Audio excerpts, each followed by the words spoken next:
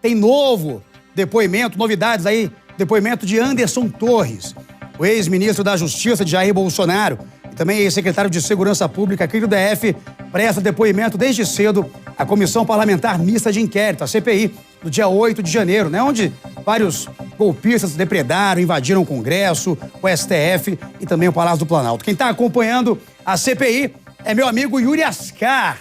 Tá de terno e gravata debaixo desse sol, mas com certeza com muita informação quente pra gente também, né, Yuri? Como é que tá aí, então, o depoimento do Anderson Torres à CPI? Conta pra gente, seja muito bem-vindo, meu amigo.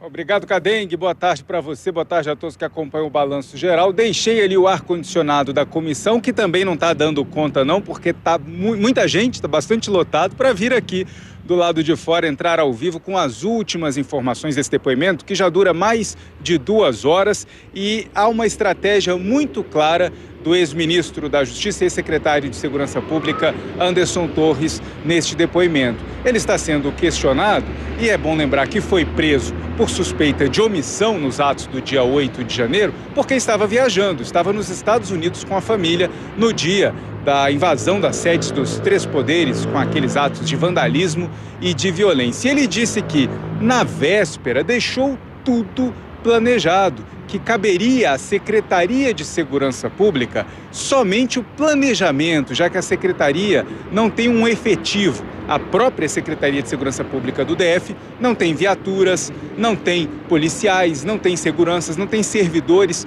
para fazer o trabalho operacional.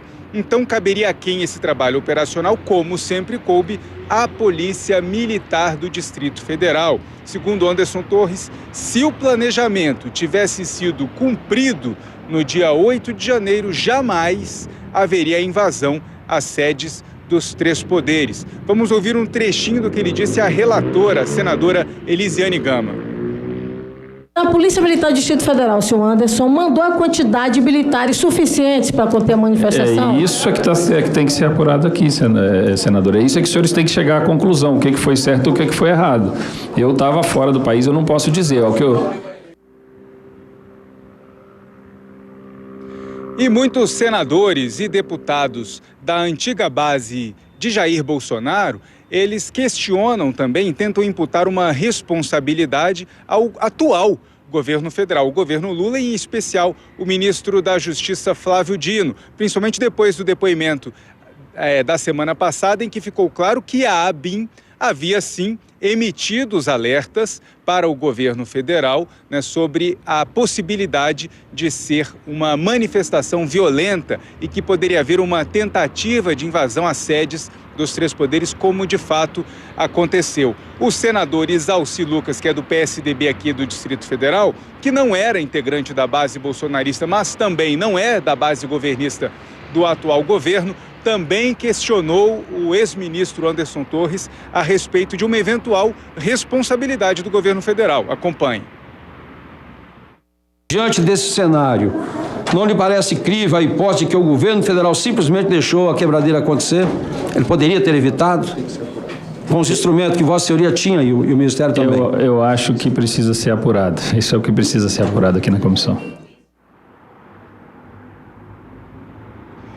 Agora, deputados petistas lembraram, inclusive, que durante as respostas aos senadores e deputados, o ex-ministro Anderson Torres disse que, por toda a época que foi secretário de Segurança Pública, todos os planos haviam sido cumpridos pela Polícia Militar, que não desconhecia ter havido algum plano que foi planejado e acabou não executado, como ocorreu no dia 8. E, de fato, o responsável pela execução seria o coronel Paulo José, que chefiava ali no momento, né, substituindo o coronel Jorge Eduardo Naime, chefiava o departamento de operações da PM. E ele que não teria colocado o efetivo na rua de acordo com o planejamento. Com essa informação, a base governista diz que cai por terra a responsabilização do governo federal, já que era a própria PM que deveria cumprir esse plano de segurança para evitar a invasão das sedes dos três poderes e que, inclusive, quando Anderson Torres foi ministro da Justiça, não chegava até ele esses planos, né, de execução da segurança pública aqui do Distrito Federal, como, por exemplo, o da posse presidencial. Então, se não havia chegado a Anderson Torres, não deveria chegar também ao ministro Flávio Dino. Esse é um ponto bastante explorado pela oposição aqui na CPI, que pretende também convocar o coronel Paulo José, que já havia sido apontado no primeiro relatório preliminar da Polícia Federal como um dos responsáveis, né, que não colocou todo o efetivo que deveria ter sido colocado na rua. Ele já havia sido chamado para prestar depoimento na CPI da Câmara Legislativa, que também investiga o 8 de janeiro. Ele seria ouvido, inclusive, em junho, antes do recesso parlamentar, mas apresentou um atestado médico e não compareceu. Com essas informações de hoje da CPI, o presidente da CPI da Câmara Legislativa, o deputado Chico Vigilante, me disse agora há pouco que na próxima quinta-feira, quando a CPI deve ouvir Anderson Torres, ele vai apresentar um requerimento para ouvir o coronel Paulo José no dia 31 de agosto, ainda este mês. Cadengue. Pois é, Yuri, a gente está acompanhando aí, você trouxe inclusive algumas respostas já do ex-ministro, ex-secretário Anderson Torres. Só para finalizar, tem previsão para terminar? Vai durar aí toda a tarde? Como é que também estão os ânimos dentro da CPI, né? O pessoal está se comportando, muita discussão, muito embate. A expectativa é... Exatamente, vai ter muito embate, muita discussão. Durante todo o depoimento, a relatora Elisiane Gama várias vezes houve interrupções, né, de deputados e senadores da oposição. Ela, inclusive, brincou que a quinta série hoje estava bastante animada na comissão e há uma expectativa de que esse depoimento de hoje possa avançar durante a noite. Inclusive, o deputado Felipe Barros fez uma questão de ordem, porque Anderson Torres está em prisão domiciliar. Ele teria que retornar à casa dele até às 8 horas da noite e a CPI já está fazendo uma solicitação ao ministro do Supremo Tribunal Federal, Alexandre de Moraes, para que, se for necessário, Anderson Torres possa ser ouvido para além deste horário. Cadengue. Então a gente vai acompanhar com certeza ao longo da programação.